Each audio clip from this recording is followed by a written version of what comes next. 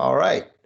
Welcome, everyone, to another Fight Site interview. Today we have two guests. One of them you might know already. He's a member of our staff, Brazilian Jiu-Jitsu and Judo black belt, Tommy Elliot.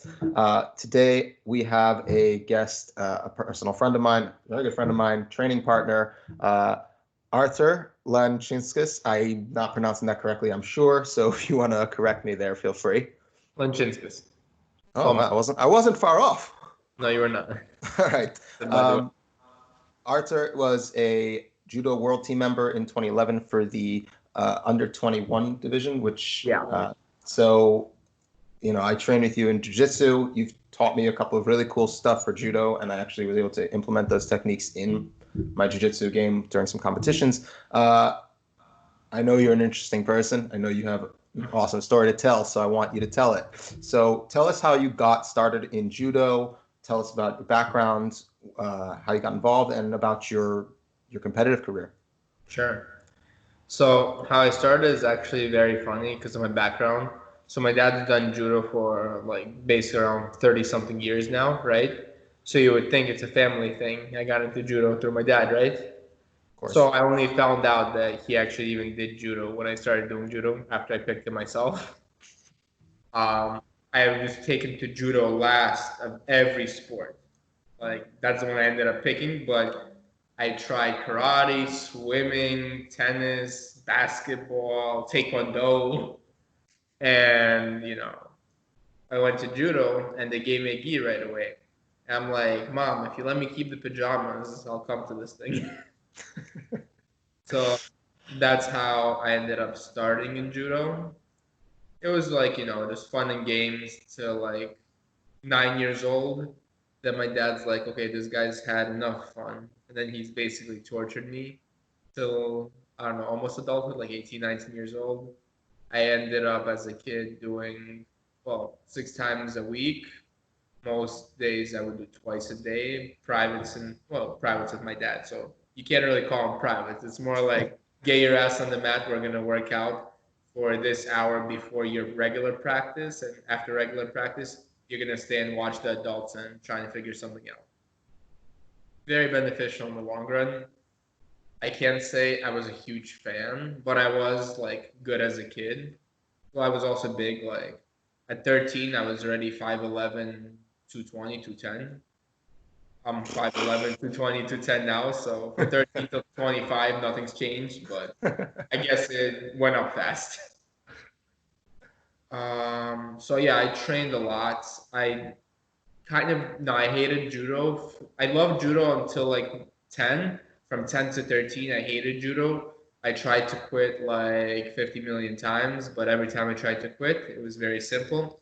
Yeah, sure, go ahead, quit, but you got to do something else. What's something else? You can go dance. Dancing, really, me. So no, I ended up sticking with judo, and at 13, I was like, oh wait, no, I actually really like this stuff. 13 was also around the same time when I joined the adult class fully. So I wouldn't train with the kids anymore. I remember that first day. I was a green belt and I went up against this black belt who's actually also a jiu-jitsu black belt right now and a third degree black belt in judo like me. He's obviously older than me since he was already an adult when I was a kid. But I remember, so 3 minute match, right? You would think how much times is he gonna throw me? I'm obviously a kid. Over 40 times. I felt like putty. But then, the guy comes up to, his name was Max. The guy comes up to my coach. He's like, who is this kid? You went after me like he's crazy. So obviously that captured my attention a lot. And then it was no longer being forced to train twice a day. It was more like I trained twice a day and then I also trained an extra time by myself. So 3 times a day. And yeah, the rest is history. That's like how I started in judo. Obviously, like I have like some decent highlights as a junior.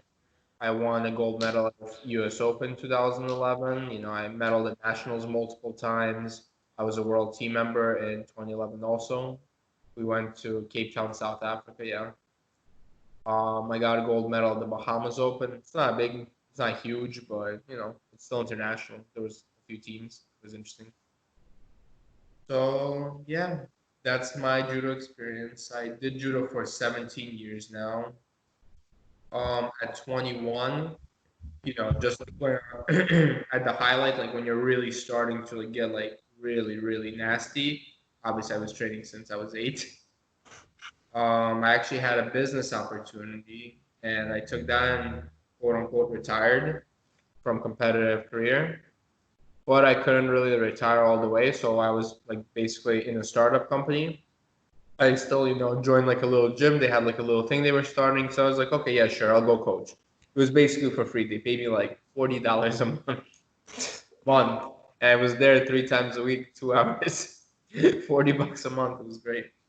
Yeah, there was like 3 other coaches besides me, and like they also, since I was young, they gave me literally the crappiest time. They gave me like 4:15 on Tuesday and Thursday.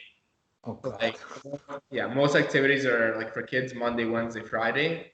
They gave me Tuesday, Thursday, Sunday, 4:15, and most kids in Brooklyn are getting out of school like I think 2:45 or 3:15, so they have an hour to come home, do homework. You know, I was supposed to have like 5, 10 kids in the class, and the other classes were supposed to be the busier times. But I really have a very wide array of like knowledge in judo because of who I was coached by and everything. So my coach, Wolf Sherkansky, so he actually passed away by the way recently. Basically, well, in Soviet Union, he was Who literally was that coach? I'm sorry, I didn't catch the name. Wolf Sherkansky. Okay. More notably, Volodya Sherkansky in Russian. But in Russia, basically, he was a legend, and he was like one of the first like Russian judo guys here in New York in the U.S. Like he immigrated from the Soviet Union and everything. I can send you a link in the chat a bit later. Sure. So basically, everyone that was good in judo or sambo, like anyone that was coming to New York, they knew to go to Volodya's school. So benefit of that was I was always surrounded by European champions, world medalists. There was always 20, 30 black belts on the mat in any class at any time. And it wasn't, like 20, 30 local black belts. It was the guys that competed in the European championships, the world championships, all that kind of stuff. So I got to see like a lot of different styles of judo from all different countries in the Soviet Union. Well, it was one country then, now it's different countries. And like, every republic had its own style, like Mongolians fight very different from like the Kazakhstani, and like Dagestans fight different. So I had like a wide array. Is your family from Lithuania? Out of curiosity, is your Is my- family from Lithuania? So my dad is half Lithuanian, half Russian. I was Okay. born in Moscow myself, but yeah, I have Lithuanian heritage. Okay. I Just gotta give you curious. credit there, Tommy. I gotta give you credit there. When he asked what your name was, he's like, "Is he Lithuanian?" I'm like, "I'm pretty sure he's Russian." So, and he's like, "It's the name." I'm like, "Oh, cool. All right, he guessed correctly." It's impressive that he knows too, because what the hell is Lithuania? No one knows. Well, judo Brooklyn. and chess have been two longtime hobbies of mine, and there are a lot of Lithuanians who are good at both of them. So I know the naming convention. My uncle beat a grandmaster in chess. I don't know the details, but I just know it's like a family story. Like, oh my god, he beat a grandmaster in chess. That would be impressive. It's pretty rare for those guys to lose to anyone but each other. Well, he did chess. He did judo and chess his entire life. Actually, Yeah. he's gone now, but yeah. Anyway, You sorry know, to interrupt. yeah. But yeah, so I ended up basically coaching this little thing. My startup company went well. I ended up selling my shares in it. So then I'm basically sitting on the couch thinking, okay, what do I do now? I made a little bit of money. I really miss judo. And at the same time, coincidentally, like a stroke of fate, I guess you can call it, the gym program closes. Oh, and I ended up being the most popular coach and with the best results. So the majority of all the kids going were going to that awkward ass 4:15 class. So I was like, whatever, I'll try and find a place, just for fun, If it covers its expenses, I keep my hobby, it's not bad, right? So opened up what's today known as Darfight. And within 2 years, we're on our third year now. this nationals that would just happen. Well, this one got canceled, but the one because of Corona, obviously. But the previous nationals, I took 7 kids. We took 5 golds and 2 silvers. You know, at the biggest tournament in the country. I got a best coach award. What else? There's like a lot of, stuff. Like I had kids. I have this one kid. Let me see the statistics. It's like 154 matches won and like 4 matches lost. So and that's not like in training or something. That's in tournaments, right? Right. But that just like shows how much to tournaments we go to because 154 in 1 year. And you go to a tournament, you get 3, 5, maybe 6 matches tops, right? 154 wins. Yeah, we go to literally everything, that's worth going to in the country. And when nothing's available, like I'm always inviting other clubs to come and, fight the kids. But they also, they're good sports. I train them like I would train myself. So, quote unquote, the practice is 2 hours long. It's usually 2.5 to 3 hours, and I can't get those rascals out of the club. And after the practice ends, before they start going crazy, they also end up doing 300 to 500 push-ups, 300, 500 squats, just like stuff, most people here be like, oh my God, that's like impossible. And it's like, I always say this, who doesn't want to do it, go home. It's no problem. This is optional. I can't kick them out of the dojo. So yeah, that's how Darfight was started. Oh, fun play on words, Darfight. It sounds like kind of a cool name, whatever. It's like catchy. Dar is from the Russian word padarit. It's the root of it. It means to gift. So basically, since I'm Russian American, the gift of fighting. Darfight. I love that. Yeah. It's a good way to think of it. I'm gonna let Tommy ask for maybe some specifics because that's an awesome story. I definitely want to touch on your training methods because you said that you train them like you train yourself, but I wanted to let Tommy have a moment to ask you about maybe your style because you definitely would be able to play with that a little bit more than I would. What was your style? What is your style, I suppose? So I have a few decent talents that aren't too well known. First of all, I'm ambidextrous, so I basically can do the same with my right hand as I can do with my left hand. So that really helped me in judo because I basically threw both ways, and it wasn't like I had to train a specific skill to throw both ways. No, I just saw someone doing one move that way. I liked, okay, this guy does it this way. So like I saw someone do a left-sided standing Seanagi once, and I was like, oh wow, I like that move. Hey, can you teach it to me? He's a lefty, so he taught it to me lefty. Bam, I have a left Seanagi now. Like I wasn't even realizing. You're 5'11" and around like 220 pounds, right? Yeah. I'm guessing you're more of like a Seanagi and hip throw guy, more so than Uchimata. Oh no, actually, when I did judo, I was fighting I fought in a lot of weights. I fought minus 100, I fought 90, and I fought 81. My favorite was obviously 81.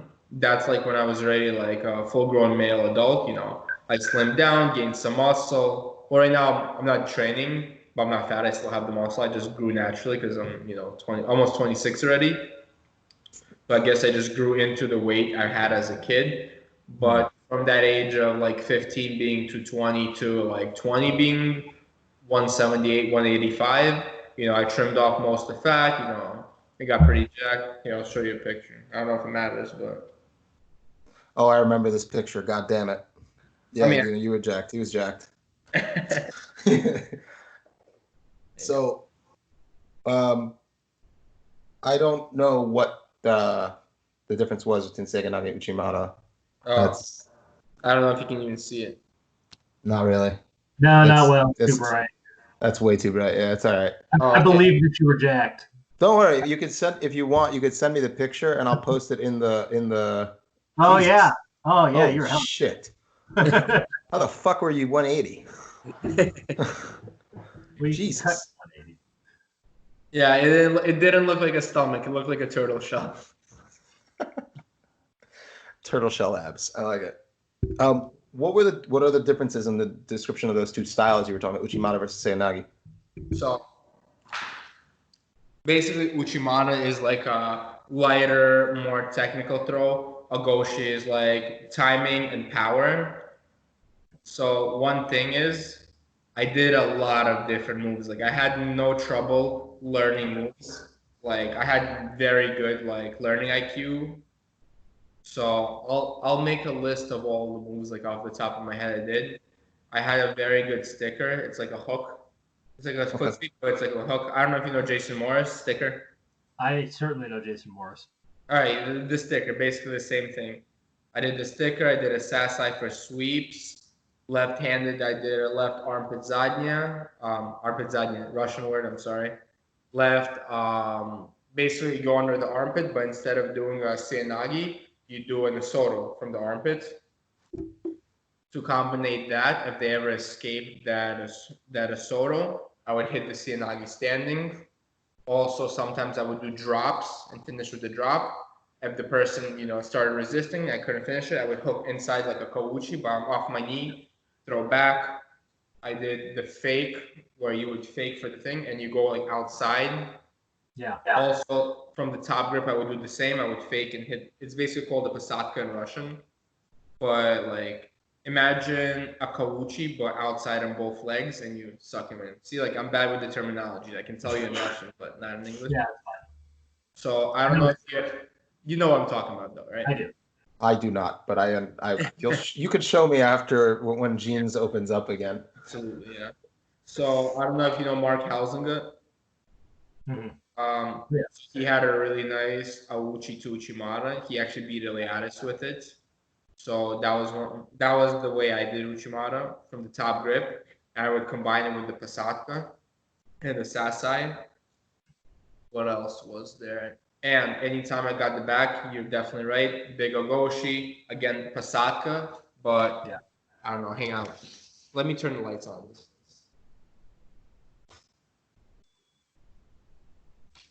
I mean, that's fairly rare, honestly, in and of itself, in my experience, for guys who can throw seoinage and Uchimata and hip throw as well. It's usually most guys get really good at one or the other, right? Like it's unusual to see somebody who can do both at a high level. Well, that was my talent, basically. I mean, I had faults like everyone else, but yeah, like from when I took the back, I would do a Kogoshi, and at the same time, I would twist and I would do slide up the south. Right. What else? Obviously, Tommy understands that better than I do. From the same series of where I would do the asoro from there and seoinage. If the person like has the grip and I can't really get in, that's when I would come over. I would do sumis, Ogoshi from there, and sweeps. Did you throw much sode? Because I could see being ambidextrous, like sode being a good technique for you. So I do sode well, but I was never a big sode guy. I have double shoulder surgery and knee surgery, and I need an ankle surgery. So sode is definitely not, for me. Yeah, it does require all your joints have to be good for that to work for you. Like you can take a look at my fingers. Yeah. Yeah, I have arthritis at like 25. Yeah, mine aren't so bad. They used to be much worse, but now I mostly do kickboxing, so they're not so bad. I'll show you the worst one. Yeah. Just to compare. I don't know if you can see it. Yeah, here we go. Yeah. Your fingers are disgusting, bro. Oh, you should see. I have a broken chest bone that sticks out. I remember you were training with your shoulder in a sling. You think I don't remember that, you lunatic? So yeah, the one thing I definitely lacked was body durability, because obviously I trained a lot from a young age, and after 13, no one even made me train, which was very bad because people stopped making me train since I was training so much. I severely overtrained. Like, I'll give you guys a fun story. It's Hurricane Sandy, like really bad, like where your car is already drowned and everything, right? I went to my dojo through hip line of water. I'm knocking on the door. Like, Volodya doesn't answer. I'm like, Volodya, where are you? You know, like, because I loved it when it was like really bad weather and no one came. It's basically a private, you know? Right. And he's like, Arthur, you're crazy. Go the fuck home. You're going to die. I'm not surprised to hear that you did that. So that's interesting to hear that you were really overtrained, because one of the things that I've always thought of as being a big advantage of kind of the Russian Soviet school of judo versus Americans, especially, is that there is more focus on technical practice and a lot of work at lower intensity. Whereas I think American judo kind of has the same culture as American wrestling, which is we're just going to go as hard as we can all the time. And the people who survive will be really tough, and everyone else will be injured. But Absolutely. we fuck them because they weren't tough enough. So, yeah. But you're saying that even in presumably coming up in kind of that Russian judo culture, you still ended up being overtrained. Was that a function of the training, or just because you were doing so much training on your own, or am I just wrong? No, you're definitely right about American judo being like American wrestling, where basically you put them through the grinder and the pieces of meat that are still thick are the ones that are like the best. Yeah, I'm just retarded. Like, I remember my coach gave me the key. He gave me the keys to the dojo when I was 14, right? Just so I can come and get extra training myself. I'll just tell you a little bit about it. So I would wake up like 5:30, go running right before school. I would go to school, finish 2:30. From 2:30, I would run to Bally's, well, the gym. I'd work out till 3:30. I'd come home, I would eat, and then 4:30 to 6:30, I would go and I would train with my dad while the little kids would train. Then I would take half an hour break. 7 to 9, I did the adult class. After 9 finished, I would find like 1 or 2 black belts and just fight them till I couldn't even freaking move. And then I go home. So, it sounds like you did a lot of training directly with your father. You're a fairly big guy. How big was he when he's training with you when you're, 9, 10, really still a kid? I'll tell you this. My dad's a freak of nature. So like one big thing, like I always had trouble. So I'm big now, but here, I'll take a look at me. I'm big, but I don't look like I weigh 220 pounds right now, assuming, right? No. No, you can ask Ben, who's seen me in person multiple times. It doesn't really make sense. Right now, I look like I'm 185. Right, Ben? Yeah, so it's just from my personal experience, I train with Artur a lot. We train at Gene's. If you watch the Dustin Poirier breakdown with Khabib Nurmagomedov and the guillotine, you'll know what I'm talking about with who Gene is. He does not give off the impression of the size he is and the strength he is. Like, you just don't. It's incredibly shocking when you experience it rolling training and seeing him in person. It's kind of, you're a freak of nature in your own right, by the way. I'm just putting that out there. Thank you. So my big issue with my genetics, besides me being super injury prone, considering I'm 25, I've had I've had three surgeries, and I still need 2. Bone density. I have very high bone density, which makes me a lot heavier than I'm supposed to be. Like, me fully cut up, like when I would cut to 81, I should have been fighting 73, not 81. So you should punch people. That's a great quality for MMA. What was that? I said high bone density is a great quality for MMA. You should punch people. That is true, right. By the way. No MMA for me, unfortunately. Although it does sound like a fun prospect. Other fun things to do too. Yeah, sure. Not involve, damaging my face. You're too pretty. Yeah. Wait, I'm sorry. What was the initial question? Because I was getting to a point and just went off. No, I was asking about training with your dad and directly with him. What that was like. So presumably smaller. Unlike me with my crappy bone genetics for judo, like for jiu-jitsu, it's actually not a bad thing at all, considering I'm still strong physically. It's just I'm heavier weight. It would be very uncomfortable for a lot of guys to fight me because they're used to fighting, big guys like themselves, and then the small runts here, but I'll bully them physically.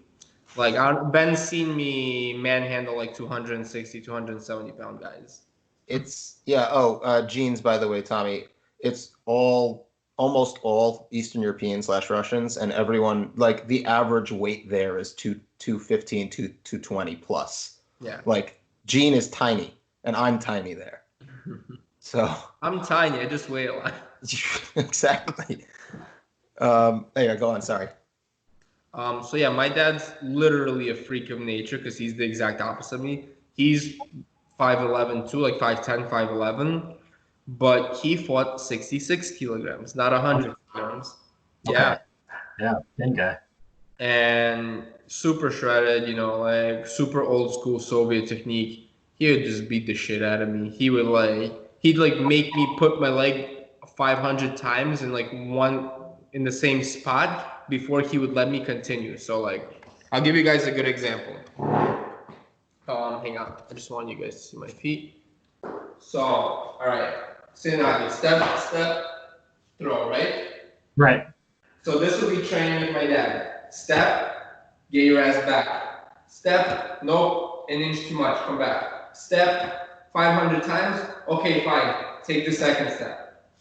You didn't squat low enough in the second step. Do the first step 500 times again. Jesus. Yeah, that would be training with my dad. I remember when he started going easier at me, because don't get me wrong, by the way, he's a super nice guy. Like, he's actually very gentle and everything, just not when it comes to judo. Like, it's like when he hears the word judo, his brain flips and that's it. It's like, this is all business. I ain't your dad. Right now you call me sensei. Yeah. Which is what happened. That sounds brutal. I can understand why you, like, for a time hated it. That sounds like it would make any kid just want to stop. Yes and no, but that's actually not the reason why I hated it. Like, I hated him for it, not judo. I just didn't want to do judo because I wanted to like play video games as a kid. You know, I just got the PlayStation. It was PlayStation 1 at the time. You know, it's not PS4 or 5 now, whatever it is. I had a Game Boy SP. I was like, oh man, I'm the man, Game Boy SP. Now I look at like them kids with Nintendo Switches. I'm like, where was I as a kid? But yeah, like around 12 or 13 years old. 1 second, sorry, just something popped out. I just need to get rid of this. Super annoying. Okay. I remember we were working out. He was making me practice a solo. And like, he didn't go to the dojo, so we were doing it on my hardwood floor. Well, not here, this is my apartment, but hardwood floor. And I was really pissed off. He was making me do it over and over and over. And you know, then he was like, all right, fine, resistance training now. You're gonna try and throw me as hard as you can. And you know, he would just resist. And I'm still a kid, you know, I'm big, but I'm still a kid. He's a grown ass man. And I remember I'm like, you sure? He's like, yeah, go. And I'm like, okay, full power. Very first one. I guess he wasn't 100% ready yet. I smashed the living shit out of my own dad. He fell so hard on that floor. I remember it to this day. And like I fell with him, like I banged my knee up because that's how hard I threw him. Like full commitment, 100%. Like I fell right on top of him. And he's like, son, we're gonna train a little lighter from now on. Literally all he said, like he didn't complain or anything. It's just like I knew he was hurt because we didn't train for like a week after that. That's great. I'll tell you this, from my personal experience, because I push kids really hard too, obviously in the dojo, and I have very high retention. Like in 2 years, I have around 80, 90 students, Ben knows, and that's just like the kids. I've realized this. You can actually push some kids like I was pushed, but it all depends who the kid is. You know, like it depends the kind of mentality you have. And like one thing I had to learn for myself that I was not taught is if you want to push kids that hard, you have to have there are two big factors. First of all, like personal interest in judo. I feel like the kid's coming because his parents are making him, don't push him, man. He doesn't want to be there already. Like do your best to actually make him fall in love with judo and like let him have fun. Those aren't the type of kids that should be training for 2-3 hours. Those are the type of kids that hopefully they'll find interest, they'll find friends, they'll make it a hobby. And if they grow into something like that eventually, great. If not, listen, they're not on the streets. They're in healthy, friendly environments. They're still getting fit. They're still learning self-defense. And then there are the fanatics, the sick kids, I call them. Those are the kids that you have to work on two things with them. One, you have to push them and work them like dogs. But I don't push them. I have a trick. I motivate them. I challenge them personally. I kind of guilt them a little. I'm like, all right, all the weak kids, all the kids are doing it recreationally. You guys can go play in that side of the mat. All the competitors on that side, the competitors. And now every kid, every practice has to make a choice. Is he a recreational student to go play with the little kids mostly, or is he a competitor? 99% of the time, they're competitors. 99% of the time, I'm like, all right, guys, after like the 200th push-ups, everyone's free to go. Anyone who wants to get extra strong, stay on the mats. One kid gets up, gets a sip of water, comes right back. Don't have to do a thing. They push themselves. And you know what happens when they push themselves? When I'm not really pushing them, I'm just guilting them. I don't have to yell on top of my lungs, 50 more push-ups, 100 more push-ups, like 100 more throws, because they will go to their absolute limit, the absolute amount they need to do before they just hit too much on their own. Because physically, by looking at a kid, I can kind of guesstimate, but I can't tell you the exact number of throws they need to do to be in just the right space where they've done enough without risking injury. Only an athlete can know that. And how do you educate yourself? By having them push themselves. Because I've realized that if you push kids directly, it will never work. If you motivate themselves to prove me wrong, to prove to themselves, to prove to me, to prove to the dojo that, yeah, I work hard, I deserve this, that's how I get some of my results. Now, obviously, unique training methods. I can tell you guys a little bit about that. Do you get any pushback from parents on that? Oh, no, I just have crying parents thanking me that, their kid is doing 200 push-ups and walks off on the mat feeling proud. It's like, if a parent's like, isn't it too much? I always tell them, feel free to tell them to stop. I don't mind. I don't have a problem with it. None of those kids train for me. Like, yeah, I have a bunch of champions and all that, but let me guys tell you this. I have zero personal interest in making champions. I want to make good, strong people. I want these guys to go and conquer the world. And, as fun as judo is, as amazing it is as a sport, that's not conquering the world. The doctors right now that are responding to COVID, those are the people conquering the world.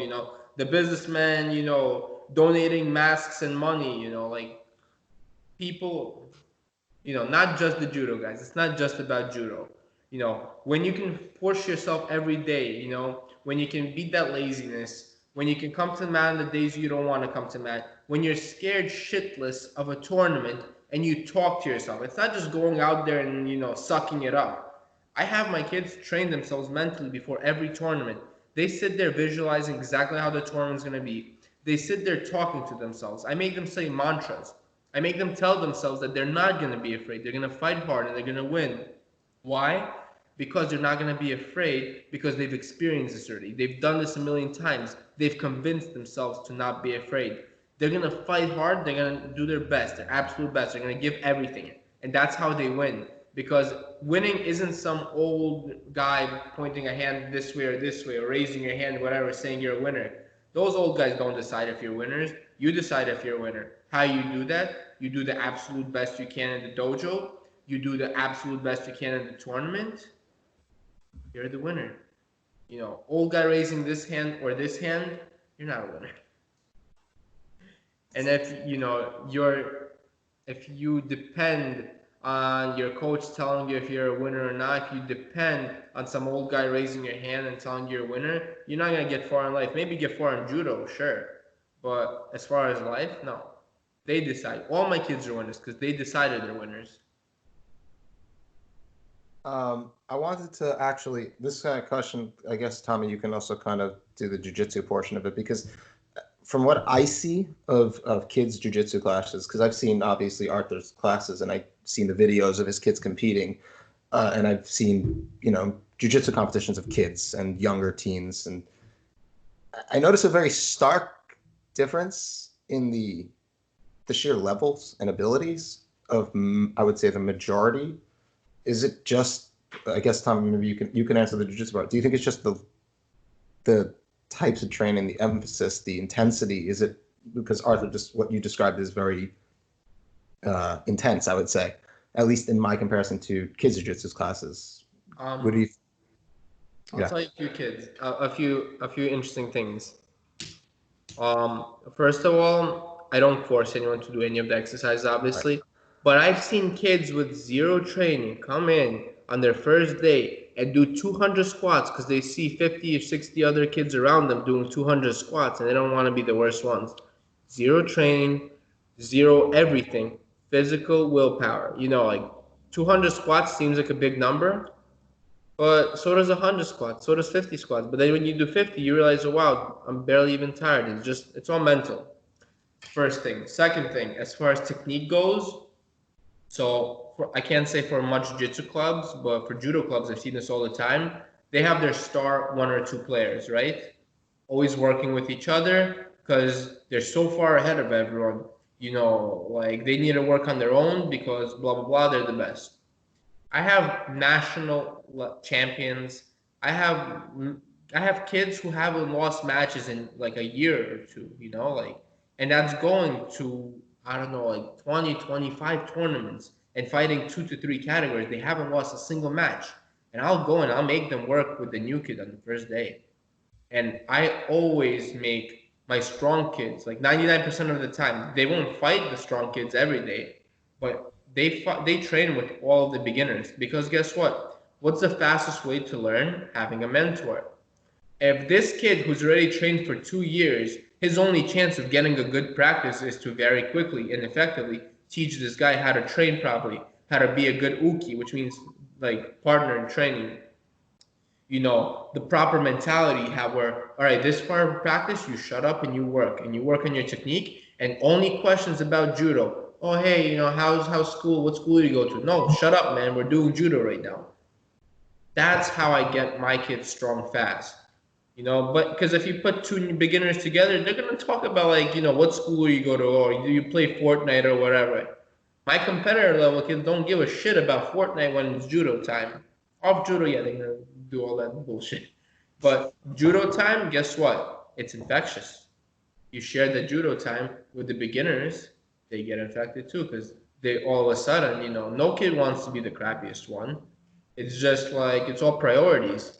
When their head's all about Fortnite the second, and then boom, paradigm switch. Fortnite no one gives a fuck about Fortnite here. They care about how hard you train if you shut up. I'm going to shut up because I want to be part of everyone else. You know, I want to be part of this team.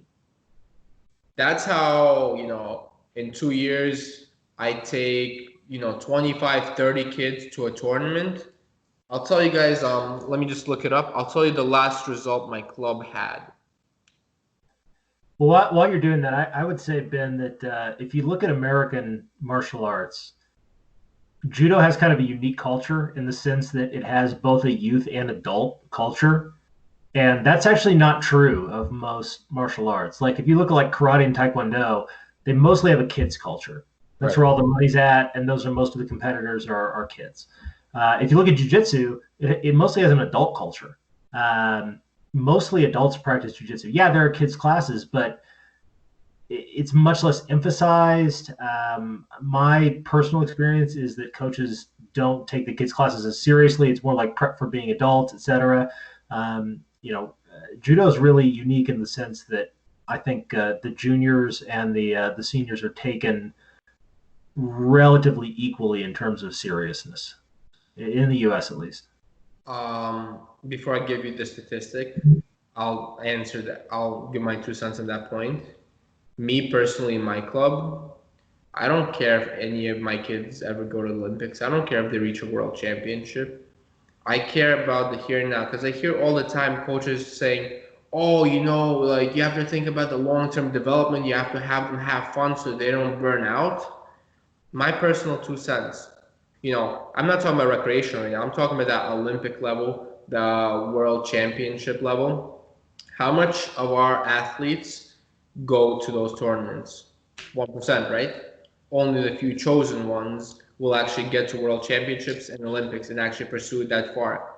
Majority of our kids will train till they're 20, till they're 22, whatever. They'll either go to college, do work, and that doesn't mean they stop doing judo. that means they're not aspiring for Olympic goals and world championships.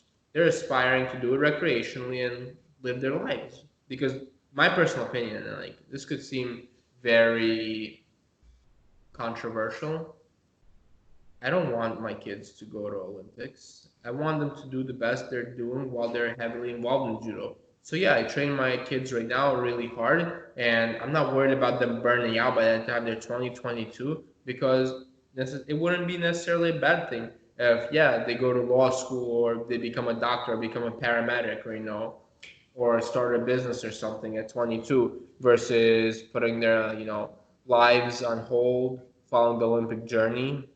It doesn't mean I'm against it, because let me tell you this, if I have any kid, any single one that, at 22, they're like, Sensei, I don't want to go to college. Or like, I want to put my life on hold, whatever. I want to pursue this. I want to do judo. Guess what? I'm going to pay for every single tournament. I'll send them all over the world. I don't care. At that point, it's no longer about, oh, this is a client or whatever. This is about, this is my student. If he decides, he wants to do this for the next 6 years, I'm going to personally sponsor every single tournament they go to. Like, it's not even a question. And I told my kids that. I tell them every time, you don't have to reach the Olympics. That shouldn't be the goal. Your goal is literally the tournament next week, the tournament next month. Don't think about 10 years from now. I want you guys to think about the day as it passes, Every day you think about doing the best. Every tournament you think about doing the best. Because, I've seen so many kids, like, these are good, talented kids. They're so freaking strong for their age. And they're sitting there bawling because they made a mistake and they lost some stupid local tournament. And I've heard this from a coach. You're never going to make an Olympic team fighting like that. Are you fucking kidding me? What Olympic team? A million things will happen, Kid blows out his knee, he's done. He finds a girlfriend, he doesn't want to do judo that seriously anymore. Are you kidding me? What Olympics? Focus on today. And just recently, I took 21 kids to a tournament, the Yanazuka Cup it's called. 17 golds, 13 silvers, 4 bronzes. Most kids fought 2 categories. My club is 2 years old, 2.5 or whatever. I guess you can count Corona time, 2.5. It is certainly true that there's a very strong emphasis on the Olympics. I distinctly remember being at Collegiate Nationals in 2004, and before any of the matches started, my coach made a point of introducing me and one of the other better guys on the team to Ed Liddy, if you know who Ed Liddy is. Yeah. And like making a point of like, Ed, you should watch these. High performance director, Ben. What? The high performance director for the U.S. national team. Oh, okay. At the time, he was the national team coach. And I went out. I did okay. I think I took 7th at Collegiate Nationals, something like that. But I distinctly remember that because that was his big thing. My coach's big thing was like, you have to do really well, because if you can do really well, and Ed watches you do really well, like maybe you get an invite to the OTC, and who knows where it goes from there. And it's like, well, I got a job lined up in the fall. I'm graduating from business school. I don't know if that's even something I want to do, but it is very much the atmosphere. Yeah, but everyone's like, I just had actually a fight at a tournament before Corona started with a coach. I'm not gonna name any names, obviously, but he was like, you shouldn't be teaching these techniques too early because it's not good for their development. Our goal is, to get these kids to Olympics and Worlds. I'm like, dude, these parents aren't paying you to take their kids to Olympics. They're paying you to teach them judo. Teach them freaking judo. Like, don't be thinking about your personal desires and dreams 10 years down the line and plan this kid's whole life for him. Teach him the fucking judo. He'll figure out what to do with the judo. Teach him the judo. Do not think about personal vendettas. Vendetta is the right word, but whatever. Before I don't want to miss anything judo wise. So Tommy, Arthur, anything you want to say before? I wanted to definitely ask you about your transition. I guess not really a transition, but your now involvement in jiu-jitsu. But Tommy, you have any other? No. Right. Real quick, how did Gene find you? How did they find you? Is my first question. Funny story. So I heard back when he was on like Avenue M or whatever it was. I forgot, like very far from Brighton. Yeah, it's on Avenue Z and 17th or something like that. Yeah, it's far. Wait, no, not Avenue Z. Even before that, when he was with the other. Oh, that was on like X and Yeah. Ocean Parkway. Yeah. Very, very far, basically, from where we are now. I was still doing judo, and I just came through because I heard on Instagram, like I saw on Instagram one kid I went to high school with. He just posted some jiu-jitsu thing. I was curious about jiu-jitsu because I was really good in Newaza and judo. Like that was one of my favorite things to do. So I'm like, hey, is that the jiu-jitsu school? He's like, yeah, you should come try it. I'm like, okay, where should I go? He's like, the advanced class is like, and it was a ridiculous late hours, like 8 or 9 p.m. Yep. 9 to 12:30. 9 to 12:30 was, yeah, it's a super late night class. And to me, it sounds like, yeah. It's basically jujitsu after hours. And to me, this sounded like a complete mystery because I messaged this kid after I finished training the third time that day. And I'm like exhausted. Like, what the fuck do you guys have? It was already like 10, like the class was already going on. And it's like, you got jiu-jitsu there this time? It doesn't even mess with my training? Hell yeah, I'll go do a fourth training today. I'll try this stuff. I came there once. You weren't there, Ben. I was not. I would have remembered you. There was like a bunch of kids my age, Gene, like it wasn't a big turnout. There was a Slava and like a few others. Pasha wasn't there either. So I went, I tapped everyone, and I'm thinking to myself, all right, this guy that's been instructing, he looks interesting. I want to fight him. I fought Gene. I tapped him once, but he beat the shit out of me. He tapped me like 5 or 6 times after that. I'm like, wow, this guy's really freaking good at parter. Parter is Newaza in Russian, but it was really jiu-jitsu. It wasn't French.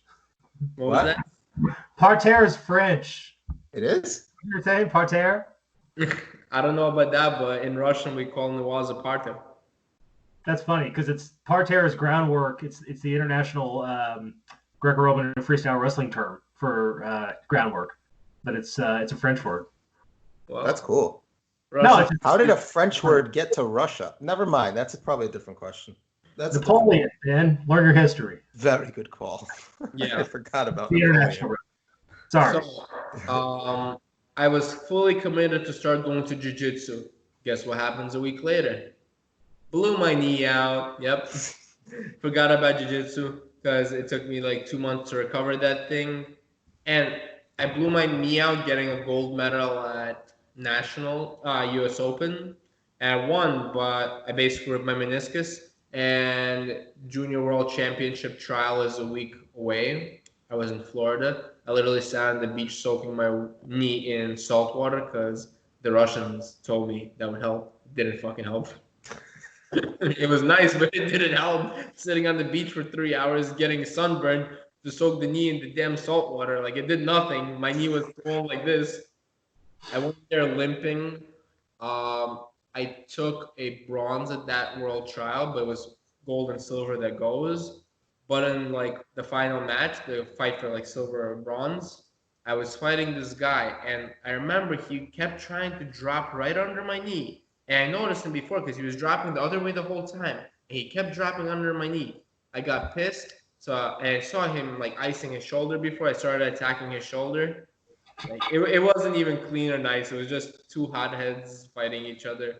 Long story short, he hurt my knee more. I ripped his shoulder, but then I ripped his shoulder so bad he couldn't go. So I ended up going. I mean, that's one way to do it. So you both destroyed each other's bodies, but you destroyed his worse, so therefore you were able to go. Yeah. Judo's brutal, man. Yeah, I mean, listen, in the heat of the moment, like, I had matches where it would stop being judo. It was just us headbutting each other, like, I've had guys whisper to me, "I'm gonna kill you, motherfucker." Like, judo's the gentle sport, gentle art, gentle way, but it's not always gentle. Jesus. Yeah, it's funny. I've had hundreds of judo matches and hundreds of jiu-jitsu matches, and I've definitely had judo matches that turned into basically turned into fights. I don't know that I've ever had that happen to me in jiu-jitsu. Like maybe once or twice, but I've had some bad experiences there too, by the way. Jiu-jitsu? I've had some bad experiences in jiu-jitsu too. Oh, well. Don't mention. You remember the situation. I don't think we should mention it on. Yeah. Yeah, I know. You can tell him in private later, but especially the affiliations you carry, my friend, definitely no. So, He'll tell you later. Just recording. So, with regard to jiu-jitsu, so Gene, you obviously got hooked up with Gene that way, and now, by the way, Gene uses his gym actually, Darfight. That's where they train. We do have to go soon, so I want to try and get a little bit. How was your transition to jiu-jitsu? How do you feel about jiu-jitsu as you've gotten deeper and deeper into your training? What do you like about it compared to judo? What do you dislike about it compared to judo? What are your experiences mostly training with people? In jiu-jitsu is a lot less injury prone than judo, unless you're a retard that doesn't know how to tap, and if you're getting like kimured and you're waiting till the very last second till your arm falls off to tap. But then that's not a jiu-jitsu issue. That's you're a fucking retard issue. That's one. For the simple reason is when you engage on the ground, all force is like 1/4 of standing, a lot less velocity, a lot less spazzy movements, your toes and fingers are safer. Just because, you're trying to do a foot steep, you stub a person's toe, you stub a person's foot with your toe and you break a toe. I've had like 15 toes broken. I only have 10 toes. So you can imagine how much times I broke my damn big toe. Jiu-jitsu. That's not the judo thing, though. I've broken both my big toes. It's like it just happens a lot.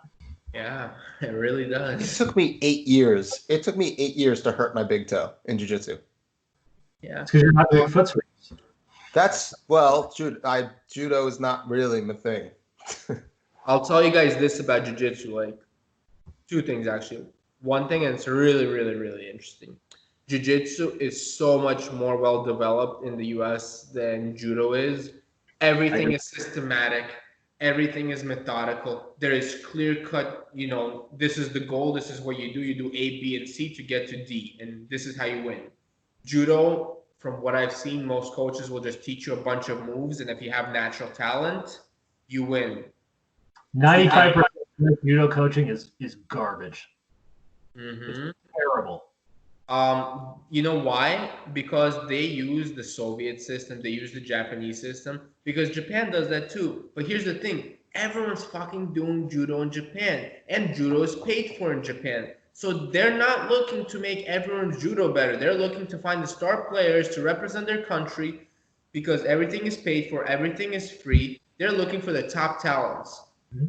The system here that I've seen is awful. And guess what? This is why every random blue belt in jiu-jitsu is better than most. There's like a black belt in judo and there wasn't. Like, granted, they do a lot of more time in the ground than judo guys do, but still, like, over the course of 15 years, a blue belt and a black belt, there is no system majority of coaches.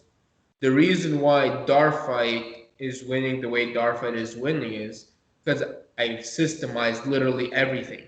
I've taken away that fight. I don't teach moves, I teach systems. And guess what? When you have a system, you don't have to stop and let your body feel it. And you don't have to stop and think in the heat of the moment, okay, what do? When he steps away from that Asoto under the armpit, you smash him with a Seoinage. If you get stuck, you go for the inner hook. If someone has a top grip on you, you push away through that collarbone. There is no thought. The less thought you have in judo, which is a super high-speed sport, the better. Because the only guys who are winning in judo, if you look at the top players, the highly skilled Japanese, the highly skilled Russians, the highly skilled Georgians. And guess what? Those guys are freaks of nature. You also see the weird stuff where he's spinning off his head, doing 3 backflips to get out of a throw. Majority of people aren't going to be able to do that. But guess what? Here's a good example. Travis Stevens. Silver medal on the Olympics. He was not the best judo player on that Olympics, but he had the systems. He had the newaza. He had the unique skills that all those other judo players didn't have. He took his time, he found his unique opportunities, and he won. And as great as judo is, and as much as I love judo, jiu-jitsu is what got him that medal, in my personal opinion. And I'm not an Olympic champion. I agree completely. And I'm a black belt in both. I have no real dog in the fight, but he won because he was able to pass guard, basically. Yeah. And he got a lot of Komi points. And by the way, Travis is a great freaking judo player. He's phenomenal. He's very strong. But, you know, when you're in Russia or when you're in Georgia or when you're in Japan where everything is paid for you and you're coming from a dog-eat-dog world, you know, survival of the fittest, when you're selected from, you know, thousands and thousands and thousands of judo players where everything is free, you know, money isn't the question. It's just who's going to work harder, who's the most talented. And guess what? Talent and hard work is always over there in those countries because everything is free. They got nothing better to do, you know. Here, judo is a luxury. You can't pay for your tournaments. You're not going unless, you know, you're lucky. So, wait. Just all those other coaches, they're doing the same thing they were taught to do. Guess what? Judo didn't originate in the United States. It originated in Japan. There are a bunch of Russian people here, a bunch of, you know, Cuban people here, you know, a bunch of different judo that came over from overseas. And yeah, those coaches are taking those methods where you have thousands and thousands of sample people to work with, and they're using them here. So yeah, they're just teaching moves and waiting for that super talented person to appear. But they're not picking from hundreds of thousands of people. They're picking from maybe 100 people. So no shit, your club's gonna suck. Start teaching systems. Every single freaking judo coach can learn a lot from just going to jiu-jitsu, even from 1 year. Listen, I know a lot of judo, and guess what? I had systems when I was doing judo. I still learned a lot for my judo from jiu-jitsu. God, I think so much people are going to hate me for this interview. Well, I just want to don't. clarify one thing. I'm sorry. I love all the judo coaches are great. We all have the same goal to improve and help kids. All I'm saying is there is a lot to learn from jiu-jitsu in that aspect. I think jiu-jitsu is light years ahead of judo in terms of system. I don't think it's because their jiu-jitsu is better than judo. I don't think judo is better than jiu-jitsu. I think there is just a better way of teaching and getting the jiu-jitsu to the jiu-jitsu students in the United States in jiu-jitsu than it is judo to judo students in judo. Learn systems, guys. It'll all be easy. Well, I think we're out of time. So before we go, obviously, I want you to be able to plug your school and anything else you'd like to shout out. Please feel free to. You have the floor before we go. All right. If you guys are in Brooklyn, come to Darfight. I'll make you do 500 push-ups, 500 squats. You play like an animal. You will love it. You will not want to leave. I will teach you some stuff you've never seen before. Or maybe I won't if I don't like you. So if you're not a nice person, if you're an asshole, don't come. We'll beat you up. If you're a good person, come. Awesome. Tommy, anything? I don't know if you have any articles or anything you want to just quickly shout out before we go. No, nothing. Thank you very much for the time. It's very interesting. Take care. Really appreciate it, Arthur. Thank you so much. Thank you, Tommy. I really appreciate it. This has been a Fight Site interview. Make sure that you check out the website. Obviously, we have amazing articles and writers, and we have the podcast network. Make sure you check out the Patreon. There are exclusive articles that you can have written. You can have